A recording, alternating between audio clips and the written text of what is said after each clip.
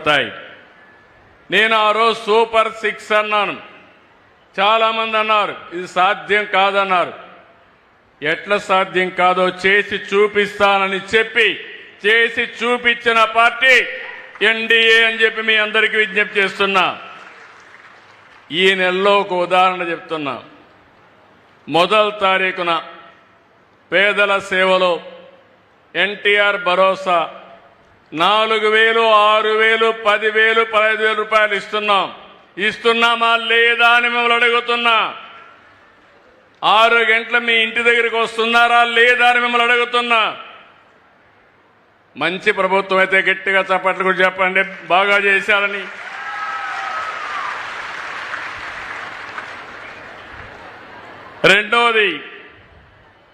రెండో తేదీన 47 లక్షల మంది రైతులకి అన్నదాత సుఖీభవ 20,000 ఇస్తాన్నాం. కేంద్రం 2,000, మనం 5,000 కలిపి 7,000 మీ అకౌంట్కి వేసామా లేదా అని మిమ్మల్ని అడుగుతున్నా. ఏమయ్యా రైతులు గట్టిగా చప్పట్లు కూడా చెప్పండి.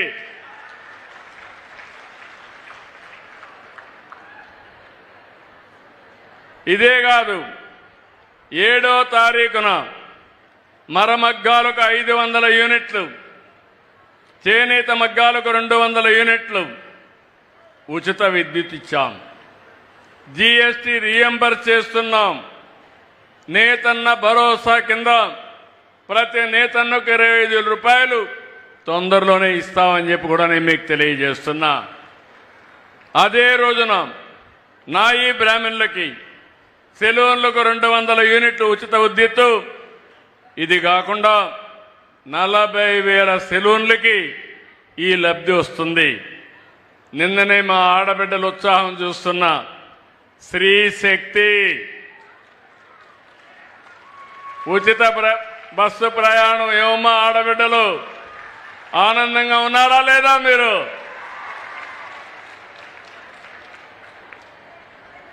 ఉచిత బస్సు అంటే ఎగతాళి చేశారు.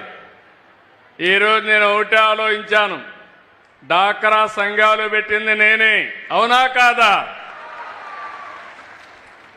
మా ఆడబిడ్డలను పైకి తీసుకొస్తానని చెప్పింది మొట్టమొదటిసారిగా నేనే, అవునా కాదా? వంట చేయాలంటే కష్టమని, అవసరమైతే మగవాళ్ళు కూడా చేయగలుగుతారని మొట్టమొదటిసారిగా దీపం కార్యక్రమం మీద వంట గ్యాస్ ఇచ్చానా లేదా మీకు? ఈరోజు 3 సిలిండర్లు ఉచితంగా ఇస్తున్నామా లేదా? ఈరోజు ఇలాంటి కార్యక్రమాలు ఇచ్చి మొబిలిటీ. ఈరోజు కొంతమంది ఆడబిడ్డలు పనిచేస్తారు. కాకినాడకు పోవాలంటే డబ్బులు కావాలి, రాజమండ్రి పోవాలంటే డబ్బులు కావాలి. ఇప్పుడు ఏమీ బాధ లేదు. చంద్రన్న పేరు చెప్పి బస్సులో ఎక్కి, పవన్ కళ్యాణ్ గారి పేరు చెప్పి బస్సులో ఎక్కి జల్సాగా వెళ్ళిపోవచ్చు మీరు. అలాంటి వసతి కల్పించాం. కావాలంటే అమ్మగారింటికి పోవాలన్నా, లేదంటే తల్లిని చూసి రావాలన్నా, లేదంటే బోరు కొడితే రోజు పోతే లేనిపోని సమస్యలు వస్తాయి. అవసరం అనుకుంటే మీరు మీ కుటుంబ సభ్యులు పుణ్యక్షేత్రాలకు కూడా వెళ్ళి దేవుడి దర్శనం చేసుకోవాలన్నా చేసుకునే ఏర్పాట్లు కల్పించాం.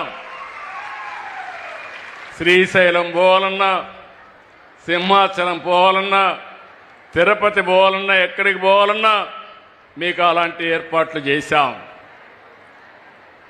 దీనికంటే సంక్షేమం ఏమైనా ఉంటుందా ఆడబిడ్డలో? మీరే చెప్పండి.